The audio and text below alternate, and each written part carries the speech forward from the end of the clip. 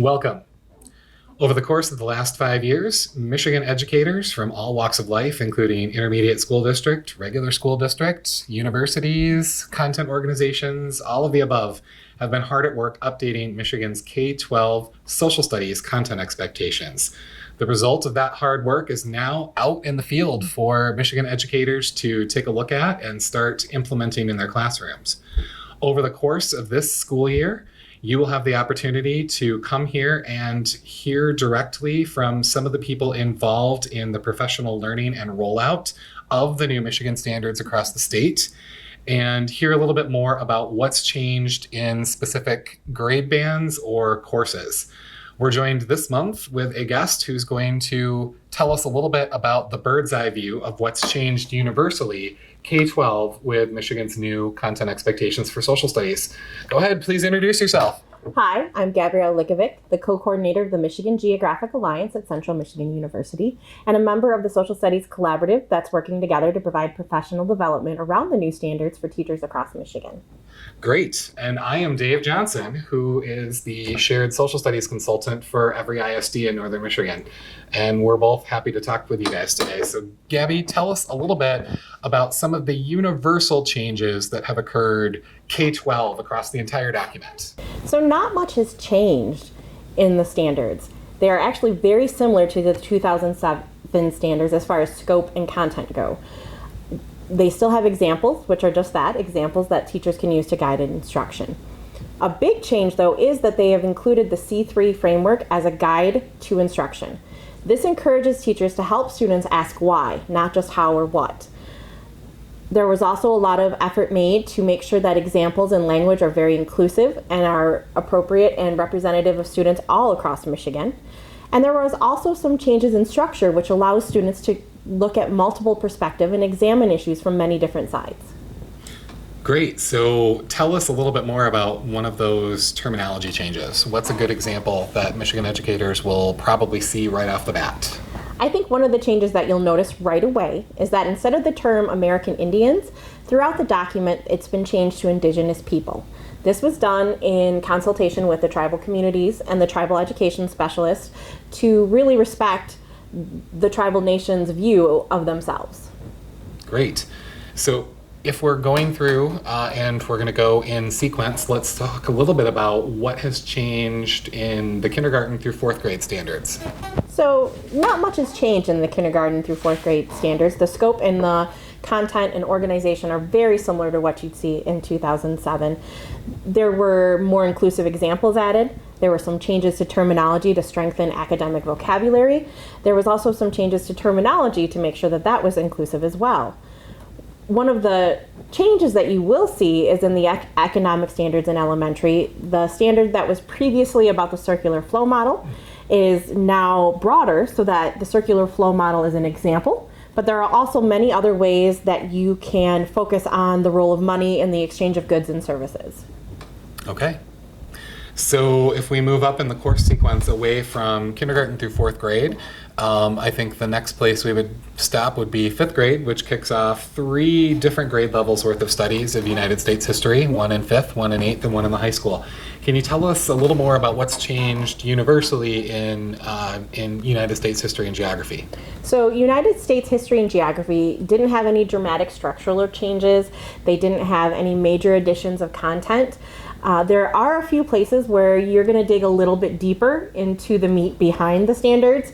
And also, they spent a lot of time on terminology as well, particularly in the high school, making sure that examples were appropriate and responsive to all students across Michigan, and that the language was as inclusive as possible. Great. So continuing to move up the sequence, we get to the middle school. We get to 6th grade, 7th grade, and then there's a high school course that also directly relates to this.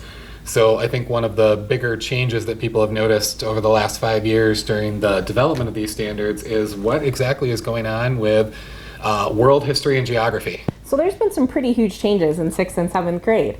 We've gone from an Eastern Hemisphere and a Western Hemisphere course to a 6th grade world geography course and a 7th grade world history and geography course that's focused primarily on ancient history. Okay, and tell us a little bit more. Let's move into the history piece. Tell us a little bit more about the difference between 7th grade and the high school course. So the 7th grade World History and Geography course is focused primarily on ancient history through about 1500 CE. Then there's a bridge to the high school World History and Geography course, which is organized thematically and primarily around the diffusion of religions in that 1500 range. So students are able to compare what happened before and after in the different religions. Then we move into the high school where we focus on political and cultural events all the way through contemporary global issues. There was some restructuring done in the high school to reduce redundancies between U.S. history and geography and world history and geography, which allowed us to expand the study of contemporary global issues and really encourage students to do some deep research and thinking about what's going on in the world today. Great. So continuing the trend upward, let's go into the high school and let's talk for just a minute about the civics standards and what's changed there. So the changes in the 2019 Civics Standards primarily revolve around the C3 instructional goals of creating an active and involved citizen. The standards support student investigation of a lot of different topics and encourage them to have deep discussion and research on them. There was also some changes to the structure of the civics standards in high school. This was to address the redundancy of themes between the strands that were present in the 2007 standards. This increased clarity and allowed for a reduction in the number of standards while still digging really deep into that content. There was changes to make examples and terminology more inclusive. Yet again, that was a very big focus of the entire process. But in the high school civics class, this was specifically emphasized the realm of tribal governments and their relationship with the United States government. Okay. Let's conclude our 10,000-foot view with a quick discussion on economics. What's changed in the high school economics course? So the changes in high school economics primarily center around the consolidation of redundant standards, so that the number of standards has been reduced, but we are still covering all the same topics in 2019 that were asked in 2007. There is an added emphasis on economic vocabulary such as marginal analysis, price floors, price ceilings, and this supports the universal understanding of economics that was already being taught in classrooms across Michigan. The biggest change came in the personal finance area of the high school economic standards. There's an added emphasis on buying goods and services, savings, insurance, using credit, financial investing, all of the things that are really important for students to know. And overall, the standards provide a clear direction to the teachers of what the expectation is in the economic learning of students.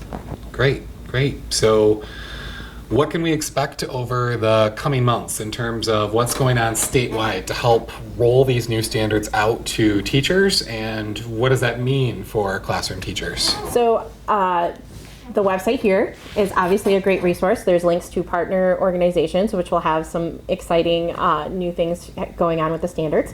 There's also a series of regional workshops. Again, those dates can be found here on the professional development calendar, where teachers will get a chance to hear from standards writers and content organizations about the changes that have taken place. You've already mentioned that there will be a series of videos with the chairs of the content standards writers. And then there's also an opportunity for teachers to get involved at the assessment level. Tell us a little more about that opportunity. So the first thing I want to emphasize is that the M-STEP is not changing this year. Assessment will not go into place for this for several years. Potentially 2021 would be the first year for field test questions to be floated across the state of Michigan. And then a year or two after that would be when the M-STEP of the 2019 standards would come into play. For teachers that would like to help with creating that assessment, you can contact the Michigan Department of Education, and there is a application to become an assessment writer, and so that you can really help shape what our students are going to be asked on the M-STEP. And we'll also have that link on this website as well. So anyone who's interested in becoming an item writer for future M-STEP, that is an opportunity that exists. So I very much want to thank you for your time here today. Thanks for having me. And we'll continue to come back each month with some new information on what's changed with some specific standards. But this was a great overview of what's changed K-12 universally. Thanks so much for having us. We look forward to working for you over the next couple of years.